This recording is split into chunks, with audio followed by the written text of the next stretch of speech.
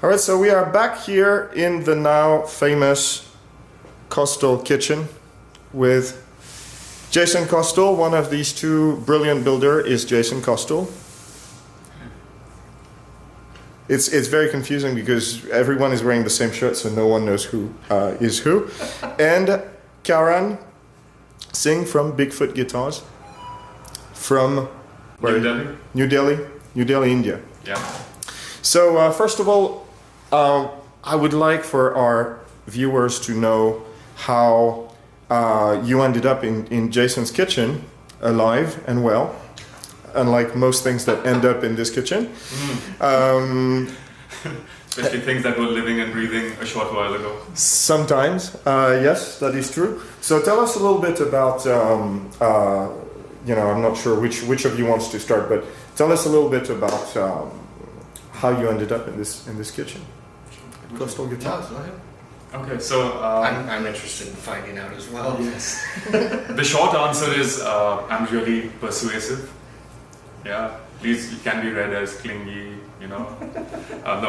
So I met Jason a couple of years ago at a guitar show in Berlin, at the Holy Grail guitar show, and he was kind enough to, try out my guitars a day before the show, and I'd asked him for feedback on my instruments because where I come from, I don't really have a frame of reference. I don't have other guitar makers around me to go and show my work to and talk to them and find out or bounce ideas off of.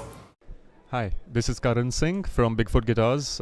We are from New Delhi, India, and I'd like to introduce the guitars that I've brought to the Holy Grail show this year. This one's made, the top is Indian red cedar. It's locally called Toon, and we've got an ebony fretboard, and that's Indian walnut, back and sides. Yeah, that's a parlor-sized small body guitar. The second piece that we have here, it's a flamed Indian white cedar top, which has been seasoning for about 45 years now. And the back and sides for this are Indian ebony. This was actually the first guitar show I'd ever done, and I walked in there a complete newbie, and Jason happened to be staying at the same hotel as me and was kind enough to come to my room and check out my instruments and give me very detailed, constructive feedback on what I was doing. Yeah, at least that's the politically correct term. And as a result of that, I went back from that show with a lot of ideas, a lot of things that I thought I wanted to work on. And over the last 2 years, I've met him a couple more times at various guitar shows. And each time we meet, the first thing I do is I get him to try out my instruments and just give me honest feedback to figure out, how far I have come or not, and if there is something that I am doing right or not. And that's where we've gone from. And last summer where were we? In Vancouver, at the Vancouver International Guitar Festival. And I was talking to him about, maybe coming down to the US to study. And he very graciously offered to have me over at his place. He said, just come down, spend a few weeks with me at my workshop, and we can go through all the areas or the topics that you would like to discuss and, get more clarity on. And it just started off as a little casual chat over there, and like I said earlier, I can be pretty persuasive. So a few more online conversations later, and here we are. I've been here for almost a month, and I've spent a lot of time with him downstairs in his workshop, seeing how he does things.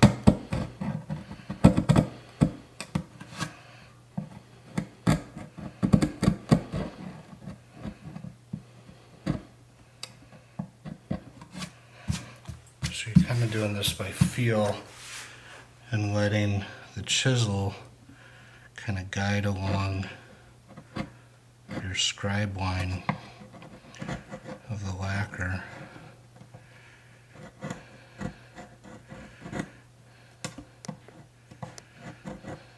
How they can be done in a much more effective manner than what I have been doing in the past.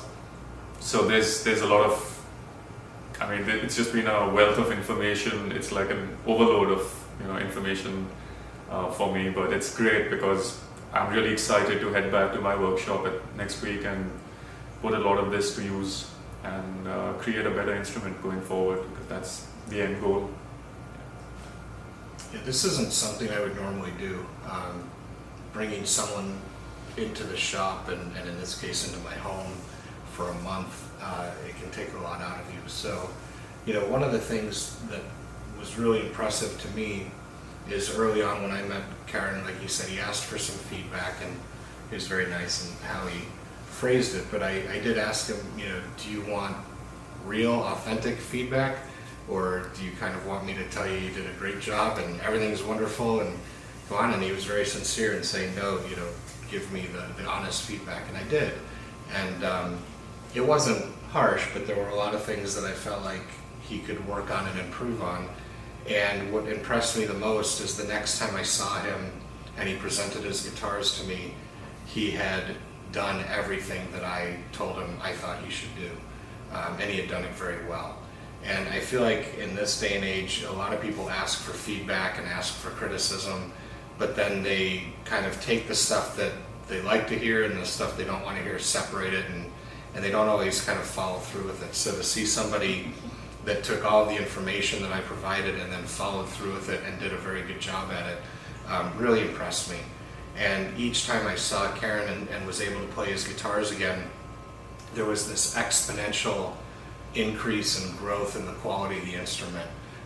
From when I first met him, and he was kind of the first person from India to be going to an international guitar show, and there was that pride and excitement of being at the show, to seeing him at the last Berlin show earlier this year and feeling like the guitars that he's making are definitely guitars that should be available on the international market, the global market. Hi, I'm Karan Singh from Bigfoot Guitars. I come from New Delhi, India.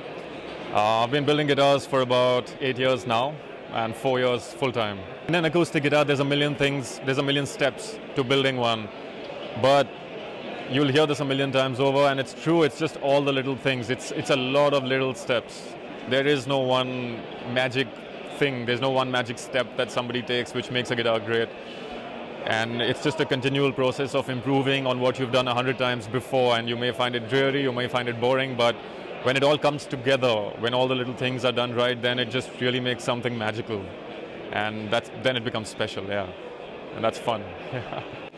He's got an incredible knack for the craftsmanship and an understanding of the guitar. The guitars sound really good, which to me is kind of the most important thing. And what I've been trying to help him with is ways to improve his process and efficiency, and ultimately work as a small shop, but create the output and product that he's going to be happy with and proud of. And so the reason he's here is because he basically showed me that he had a huge desire to grow personally and become better at what he's doing. And he's somebody that I felt like I could work with, and we could have these discussions and he would understand what I was saying and be able to apply that to the guitars that he's making. And so it's actually been a really incredible month for me too. I've really enjoyed it. There's not many people I could spend a month with and still like them at the end of it. Still be smiling. Yeah, but we've had a great time. He's asked some really kind of meaningful questions that show an advanced level of understanding of what we do. And I'm personally very excited to see him go home, apply what he's learned here, and I'm really looking forward to the guitars that are going to start coming out of his shop in the months ahead. So I think that's, for me, kind of a win on my part, because I feel like I've taken somebody that was already moving in the right direction, but we've kind of made that growth process a lot faster and skipped a lot of the trial and error. And I think what you're going to see coming out of the Bigfoot shop in the months ahead is going to blow people away. But what would be the most interesting question that you think he asked? Well, I think the biggest thing is usually when people ask another luthier, it's usually about techniques. How do I do this? How do I do that? And Karen's questions were much more about the deeper level of understanding of the guitar itself. We spent a lot of time talking about technique and process, but anybody can figure that out with enough time and trial and error and things like that. What he was really interested in is, how does the guitar work? And how do I take what I understand about the guitar and build upon those foundations and make a much better instrument?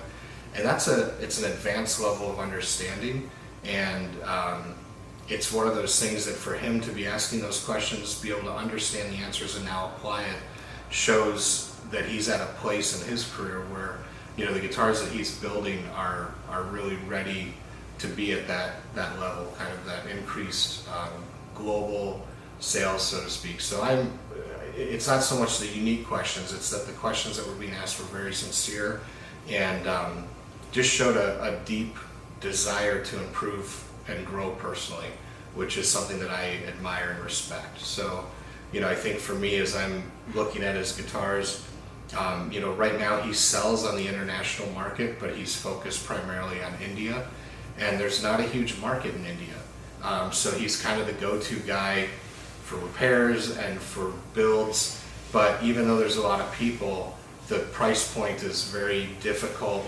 for the population, the local population in his town and in Delhi to really buy into. And the guitars that he's building are of a quality and level that are much higher than what he's selling for. So my personal recommendation is if you're interested in getting one of his guitars, now is the time to do it because he's grossly underpriced.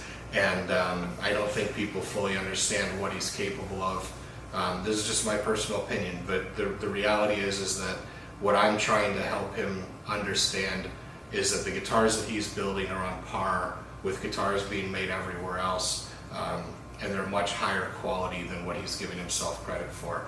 So the reality is that moving forward, Karan's guitars and Bigfoot guitars in particular need to be on a much bigger global scale. You know, they're going to be in Europe and the United States and Japan and kind of those key markets that he hasn't yet necessarily tapped into yet. And it's not because he's not capable or able, it's just not where his focus has been. So, you know, my goal is to help him move into that community, and I think people are going to be very impressed with the quality of the guitars that they get from him. And so, Karan, what is the most interesting answer that you got to any of your questions from Jason? Well, I think that's an interesting question. More than the actual answer itself, I think it was what I really enjoyed and appreciated in my time over here is he doesn't get frazzled by any question that I ask. He doesn't get annoyed or irritated or look at me like that's the stupidest thing I've ever heard anyone ask. He may be thinking it, I don't know. Yeah, but at least it doesn't come out. So more than there being any specific interesting answer, I think what I really appreciated was the way Jason would take any question that I would ask him and answer it in a really positive and sincere manner. I think that's something that I really enjoyed. There was never an expression like, "Man, that's a really stupid thing you're asking me." It's always, he takes the time to explain every little question, every little doubt in a really thorough manner, and that's something that is extremely helpful because his idea is to help you understand the big picture when you're looking at an instrument. It's never about just that one little thing that you're doing, and it's worked for me at least. I mean, it's the way I've taken information the best, I think. So it just made a lot of sense being able to understand how every little step really contributes to and impacts the overall instrument. Because at this point, we're not really discussing the ground level basics of how to build a guitar. It's more in terms of how do I take a guitar and how do I really make it step up to the next level and make it really out of this world. Or that's the idea. And given that context, I think the discussions were extremely interesting and meaningful, and I've got a notebook full of notes now, which is something I've never done in my life, take notes. I've got a bunch of them. Yeah.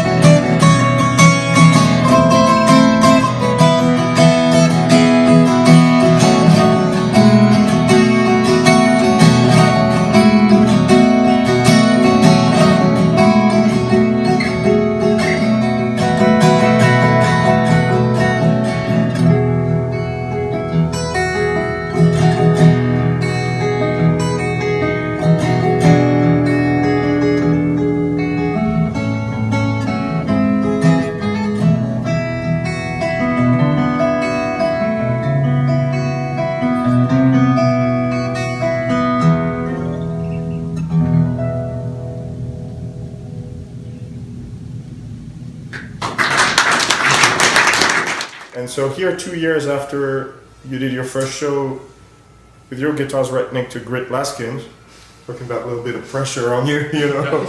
No pressure at all. I mean, No pressure, I'm just gonna put my guitar right next to Grit Laskins, no big deal.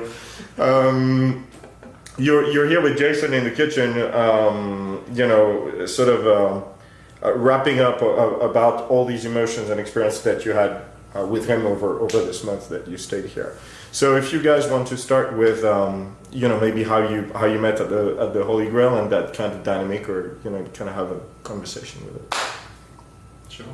Well, I think, you know, Karen kind of already covered a lot of it, but essentially, you know, the Holy Grail show, I think, is probably one of the finest guitar shows put on right now. It takes the best aspects of some of the other shows that I used to attend that are no longer around, and really creates a well-organized event that is well attended. And for me, what makes it special, maybe a little bit more so than for Karen, is I don't have access to a lot of the European builders as much as I do the American builders. I can pick up the phone, call any of the US builders any day of the week, and we can talk and have that conversation. But the European builders, because of the time zone difference and things like that, it can be a little bit more difficult. And so while I'm friends with them and I can email them, the interaction isn't there as much. So going to the Berlin show for me is partly about being able to interact with clients and potential buyers in Europe, but it's really, for me, about interacting with the builders and networking and building those relationships and things like that. And I think the EGB really was created to try to do that. My understanding is that within the European guitar community, the lutherie community, people didn't always feel comfortable sharing information and helping one another, and we've always done that pretty well here in the States. And so I think the creation of the EGB has created a group of luthiers where everybody kind of comes together, helps one another more so than maybe they did in the past, and it's an amazing thing. And I feel very honored to be a part of the EGB as a guy from the United States. And so the show is an incredible opportunity, and the biggest thing that I take away from that is the relationships that I gain by going there and meeting new people. And Karen was just one of those people that I had not met before, and I met him, and here it is 2 years later. You know, we have an incredible friendship, we have an incredible professional relationship, and I think enough of him that, you know, I said basically come and hang out in my home for the next month and let's talk about guitars. And like I said, that's not something that I would normally do for somebody. So this relationship and more importantly the friendship would not have been created had it not been for the EGB and the Holy Grail Guitar Show.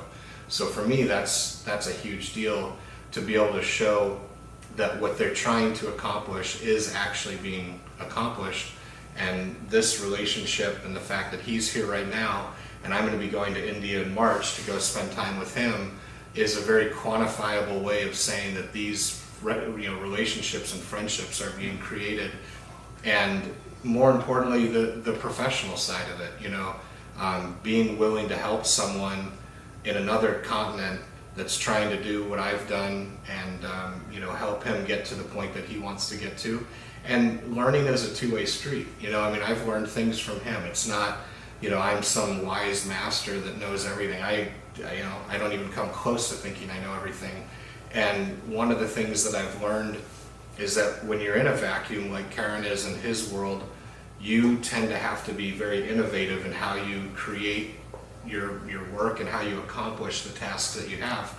So sometimes the ways that he's come up with doing something is very different than the way that I do it, and all of a sudden you're like, wow, that's a great idea. You know, I want to take that and kind of run with it. So the learning's been definitely two-sided, and I've grown a little bit as a person as well, and a builder, and it's been a good experience.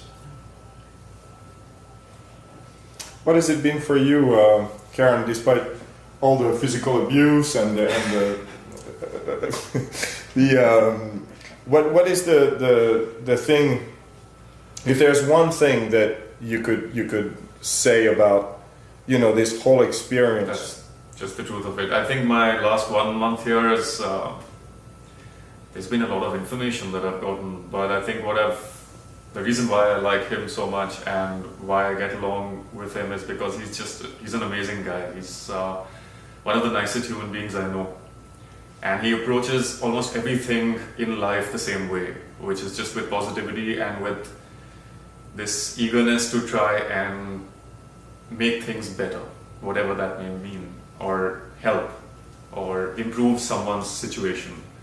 And most of the time it has nothing to do with guitars. And if there was one learning that I go back with, that's what it is. As a result of that, if I can make a better guitar, then all the better. But I think that's a lot more important to me than being able to voice a guitar properly at this point. Thank you. That means a lot to me. And Jason, despite the physical abuse as well, and what would be the same question basically? You know, if you could tell us what this experience brought to you, I think one of the things that I took away from this, I think I take for granted, and many of my peers take for granted, the ease with which we can create the guitars that we make here in the United States. Tools are readily available, materials are readily available, they're affordable.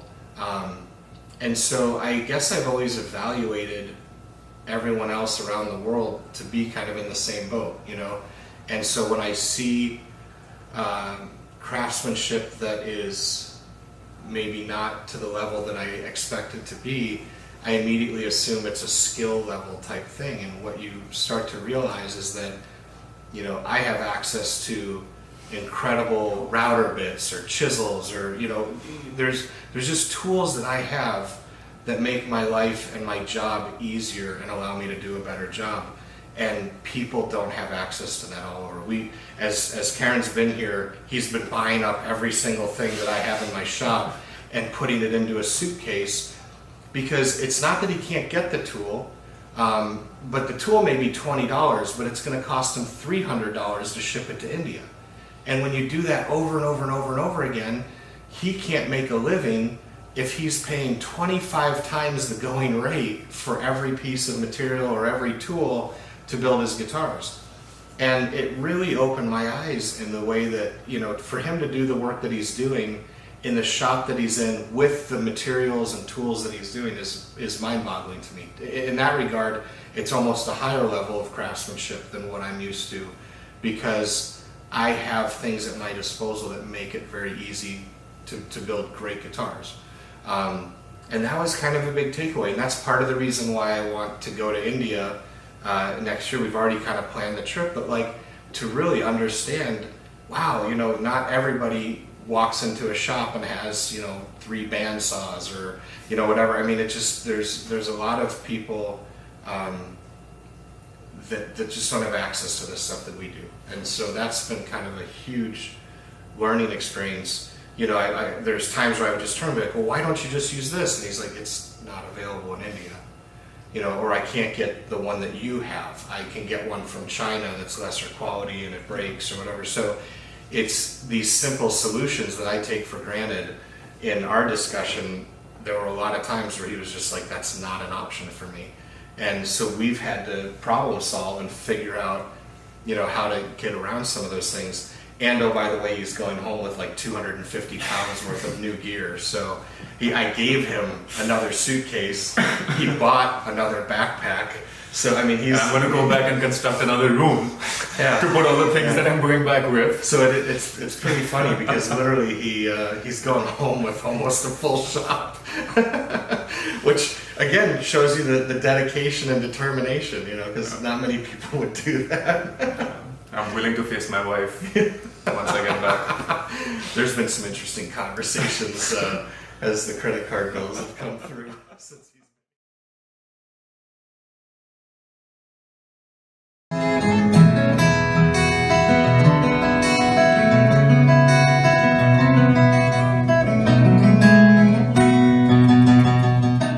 Okay, so like my entire journey, even the non-instrument related bit. well, you know, on the You were born in a little shanty I was, town. yeah, you know, 35 years ago on a full moon night. No. Let's do it in real time. Yes. Right. Okay. So you're Straight 35. out of college. I'm 35 years old.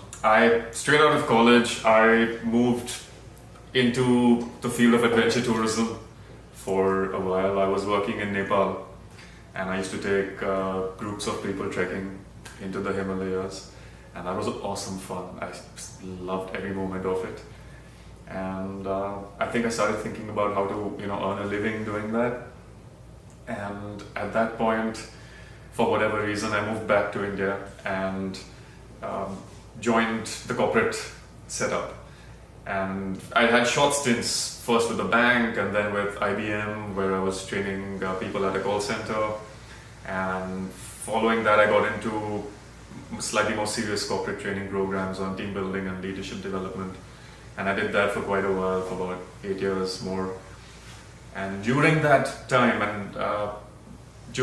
while I was running these training programs, I had a band going, and I also had a bunch of guitars, which I couldn't really get set up and repaired and maintained the way, just regular maintenance. I couldn't find a guy locally in New Delhi to do that for me, to any standard at least. So I started messing around with it myself. About 10 years ago, this is about 2007 or 2008, I reached out to some builders in the US. I emailed them and asked them for advice, saying how do I fix my guitar, how do I take care of it, and they recommended some books and DVDs. And I discovered the notorious or famous Stumac, which has basically been responsible for me being in debt for the last 10 years. But it was fun because I suddenly found this wealth of information over there, and I was like, wow, there's a whole world that deals with repairing and building instruments. And so I started tinkering around with my own guitars in my basement. And a year or so down the line, I started getting calls from other people who I didn't even know, saying, oh, I've played a guitar that you messed around with and it's playing really well. Would you set up my guitar? And so the repairs kind of started off on the side. And I had a day job through this entire stretch. Fast forward to another year or two later, I started thinking, how difficult can it be to build a guitar? So I started with an electric guitar. That was my first. It was a standard Telecaster style guitar. It's the only, I think, straight up copy that I've made to date. That and one SG. So I made that Tele, and a friend of mine came over one day and he's like, oh, that's really nice. So I was like, yeah, you can have it. And he still got it. He's living in Israel now, so he's got the guitar with him. And then I realized that the electric guitar is not really what excites me. And so my brain started thinking, how tough can it be to make an acoustic guitar? Which in retrospect was a really bad idea. Because I had no idea how to sharpen a chisel. I didn't know that planes and all these hand tools were required to do these things. Once you think about it, of course they're required. But at that point it was just like, oh, it's a guitar, let's just make one. And then all hell broke loose. So I had to literally learn how to sharpen tools, how to figure out what tools are appropriate for building an instrument. I got a DVD set which taught me how to build a guitar-shaped object, and I used that to build my first guitar. And it was all right. It still plays. I mean, it's fairly musical. Not the prettiest thing on the planet, but not quite Frankenstein's monster either. Okay, it's like in between, not too bad. And so from there on, it got into I started getting more and more serious. So now I've got a full library with books and articles and various journals. Eventually, I decided to quit my day job, and I went and studied in Ireland for 3.5 months, and learned how to build acoustic guitars. And from there on, it's just been putting my head down and building. And in the last 4 years that my business has been operational, we've done about 55, 56 guitars now. And just the fact that we've been able to put together so many guitars, I say we because I also have two guys in my workshop helping me out now. So the fact that we've been able to put so many guitars out just gives me a slightly better understanding of how the instrument functions, because I've managed to make enough mistakes in those 50 guitars and fix and find new ways of doing things. So it's been a really condensed learning experience. And then once I started doing shows, it was amazing because I got to meet people like Jason who are so helpful and supportive and free with information. And more often than not, like at least my experience has been really positive meeting luthiers from all over the world. I have never come across guys who don't want to share information with me. And so it's amazing the community that we have as guitar makers, because today I get stuck with anything and we're on a group on Facebook and it's literally you take 10 seconds, put up a question, in half an hour you've got 30 established builders from around the world all giving their inputs. So it's ridiculous. I mean how well or how well supported this community is, and no one wants any kind of compensation or credit for anything. They're just like, all right, this worked for me. Here's a product you can try. Here's a tool you can try. Here's a technique you can try. So it's amazing. And the idea is, yes, to reach a stage where I build an amazing guitar, but simultaneously also start giving back wherever possible. So in India now I've got budding guitar makers who reach out to me, and I'm happy to share whatever information I have with them. Because other people have been helping me out, and that's just the way it's going to go. That's my story. It's a very good story. I didn't even fall asleep through it or anything. I think we pretty much paid attention almost the whole time. Almost. We're pretty close.